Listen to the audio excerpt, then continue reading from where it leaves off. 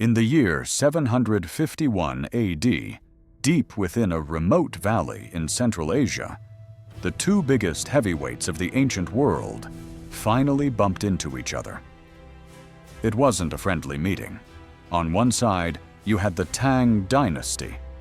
At the time, China was in its golden age, wealthy, sophisticated, and expanding its reach further west than ever before. On the other side was the Abbasid Caliphate, a massive Islamic empire that had just surged into power after toppling the previous dynasty. They met at the Talas River, a spot that sits right on the modern-day border between Kazakhstan and Kyrgyzstan. To the soldiers on the ground, it probably felt like just another gritty border dispute over territory and trade routes. But looking back, this wasn't just a skirmish. It was a seismic shift in global power. Why it matters. The Battle of Talas did two major things that still affect us today. The shift in control. After several days of intense fighting, the Tang forces were defeated, partly due to a betrayal by their own mercenaries. This effectively ended Chinese expansion to the west and paved the way for the Islamization of Central Asia, a cultural identity that remains to this day. The secret of paper. This is the butterfly effect moment. Among the Chinese prisoners captured by the Arabs were skilled artisans who knew a closely guarded state secret: how to make paper. Before this, the Western world relied on clunky parchment or expensive papyrus. Once the Abbasids learned the craft from these prisoners, paper mills began popping up in Samarkand and Baghdad. From there, the technology traveled to Europe, fueling the spread of knowledge, literacy, and eventually, the Renaissance. In short, a localized fight in a dusty valley 1,200 years ago is the reason the Arab world looks the way it does today, and a big reason why you're able to read these words on a page or a screen right now. The Golden Vein of Eurasia. For centuries, the vast, unforgiving landscapes of Central Asia served as the pulsing heart of the Silk Road. This wasn't just a dusty trail. It was the world's first global superhighway, a lucrative web of trade routes connecting the sprawling dynasties of East Asia to the markets of the Middle East and the doorsteps of Europe. It was the ultimate prize, where silk, spices, and secrets flowed as freely as blood in the sand. The Dragon's Reach. To the Tang dynasty, controlling this region wasn't a luxury. It was a geopolitical necessity. Dominion over Central Asia meant more than just taxing caravans. It meant absolute mastery over international trade, high-stakes diplomacy, and unrivaled political prestige. Since the 7th century, the Tang military machine had been relentless. Their banners pushed deeper and deeper into the heart of the continent, establishing a sophisticated network of protectorates, client states, and fortified garrisons that acted as the iron fist of the emperor, an unstoppable force from the west. But while the dragon looked west, a new titan was rising from the sands of the setting sun. Expanding at a pace that defied logic, the Abbasid Caliphate had emerged. Established in 750 AD, this Islamic powerhouse was fueled by fervor and an insatiable drive for expansion. They weren't just merchants, they were conquerors, and their eyes were fixed on the same horizon as the Tang. The collision point: two monolithic empires, two world-defining civilizations, one at the peak of its golden age, the other a rising superpower with everything to prove. As the borders blurred and tensions reached a fever pitch, these two titans were no longer just neighbors. They were on an inevitable, high-stakes collision course that would change the course of history forever. The General of the East. In the year 751 AD, the high mountain passes of the Fergana Valley echoed with the rhythmic march of ironclad boots. Leading this force was Gao Qianji, a legendary commander of the Tang dynasty. Gao wasn't just a soldier, he was a strategic virtuoso, a man whose reputation was forged in the brutal, high-altitude campaigns of Central Asia.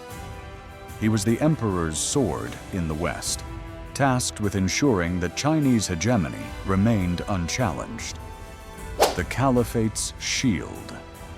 But the road ahead was blocked. Standing in his path was Ziyad ibn Salih, a formidable commander representing the newly minted power of the Abbasid Caliphate. Ziyad didn't stand alone. He had galvanized a coalition of local allies, mountain tribes, and seasoned warriors who saw the Tang expansion as an existential threat. They weren't just defending a border, they were fighting for the future of the Islamic world. Deadlock at the River Talas. The two armadas finally converged on the banks of the Talas River. It was a staggering sight. The disciplined, colorful banners of the Tang set against the black standards of the Abbasids. The air was thick with the smell of iron and horse sweat. Historical records describe a brutal, multi-day engagement that pushed both sides to their absolute breaking point. At the outset, it looked like a Tang victory was inevitable. The Chinese forces utilized their superior discipline, crossbow technology, and battle-hardened experience to hold the line, grinding the Abbasid momentum to a halt. The shadow of betrayal. For days, the momentum swung back and forth like a pendulum. The Tang infantry stood like a wall of granite, and for a moment, it seemed Gao Xianji would add another impossible victory to his record. But war is never just about who has the better steel. As the sun beat down on the bloody riverbanks, a sudden, catastrophic shift occurred. A variable that no amount of military genius could have predicted. The tide of history was about to turn, not because of a sword stroke, but because of a betrayal. The wild card. In the heat of the desert sun, the Tang dynasty's strength didn't just lie in their own veteran infantry. It rested on the shoulders of their regional allies. Among them were the Karluk Turks, a formidable nomadic force whose cavalry was essential to Gao Xianji's strategy. They were the flank, the scouts, and the extra muscle needed to tip the scales against the Abbasid tide. For days, they stood side by side with the Tang banners, brothers in arms against a common foe. A great pivot. Then, at the absolute boiling point of the battle, when the air was thick with dust and the screams of the dying, the unthinkable happened. In a move that would be studied by historians for over a millennium, the Karluks didn't just waver. They turned. In an instant, the very soldiers guarding the Tang's rear became their executioners. The Karluks' cavalry swung their horses around, lowered their lances, and slammed into the Chinese lines from behind. It wasn't a retreat. It was a cold-blooded, tactical pivot. Chaos and collapse. The effect was catastrophic. Gao Xianji's disciplined formation, the pride of the Tang military, shattered. One moment they were holding the line against the Abbasid frontal assault. The next, they were caught in a lethal vice. They were being crushed from the front by Ziyad ibn Salih's heavy infantry and shredded from the rear by the very allies they had trusted to protect them. Order dissolved into a frantic, bloody scramble for survival. The great general Gao Qianji, seeing his invincible army disintegrate into a chaotic mass of panic, was forced to make the hardest call of his career. A desperate, fighting retreat. The crescent ascendant, as the dust settled over the banks of the Talas River, the silence was broken only by the cheers of the victors. The Abbasid Caliphate had done the impossible. They had halted the eastward march of the Chinese dragon. The Battle of Talas was over, and the map of the world had been redrawn in a single afternoon of blood and betrayal. More than just a body count. If you look strictly at the casualty reports, the Battle of Talas might seem like just another border skirmish in the long, violent history of the Silk Road. In the grand scheme of military history, it wasn't the largest engagement ever fought. But history isn't just written in blood. It's written in the tectonic shifts of power and culture that follow the silence of the guns. The true weight of Talas wouldn't be felt for decades, even centuries to come. The ebbing tide of the dragon. For the Tang dynasty, Talas was the beginning of the end for their Western ambitions. The golden age of Chinese expansion had hit a wall it couldn't break. Following this crushing defeat, Chinese influence in Central Asia began to wither and recede, leaving a power vacuum that would never be filled by the East again. On the other side of the coin, the Abbasid Caliphate didn't just win a battle, they won a region. Islamic culture, law, and commerce flooded into the heart of Central Asia, creating a cultural synthesis that still defines the stands, Uzbekistan, Tajikistan, etc., to this very day. The secret in the satchels, but the most explosive consequence of the battle wasn't political. It was technological. Among the thousands of Tang prisoners marched back to the Abbasid capital were skilled artisans and master craftsmen. Hidden among them were men who held a state secret more valuable than gold: the complex, meticulous art of papermaking. The paper revolution. Before this moment, the West relied on clunky parchment or fragile papyrus. But once the Abbasids extracted the secret of the pulp and the screen from their Chinese captives, everything changed. The technology exploded across the Middle East, fueling the Islamic Golden Age of science and philosophy. From there, it crossed the Mediterranean into Europe. This wasn't just a new way to write, it was the birth of the Information Age.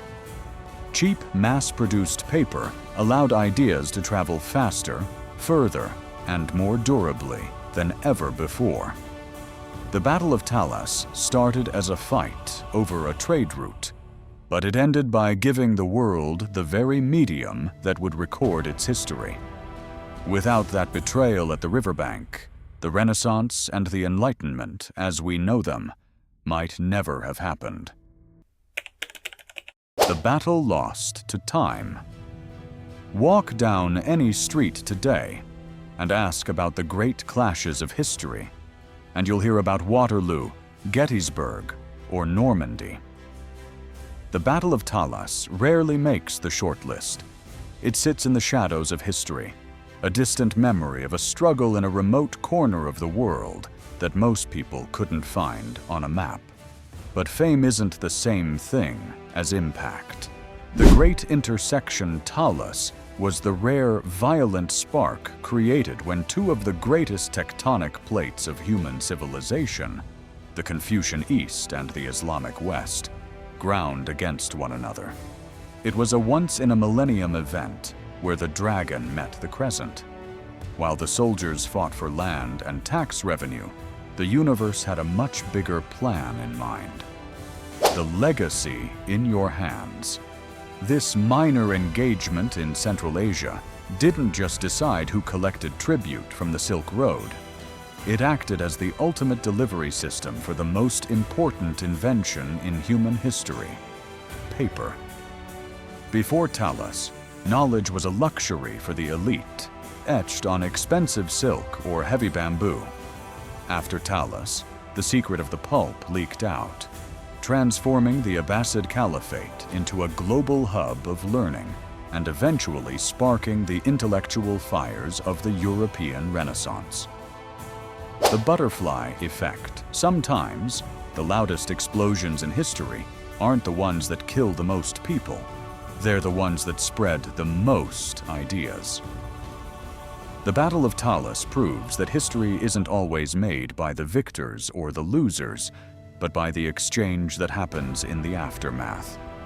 It's a reminder that a single day of chaos in 751 AD is the reason you can hold a book, sign a contract, or read these words today.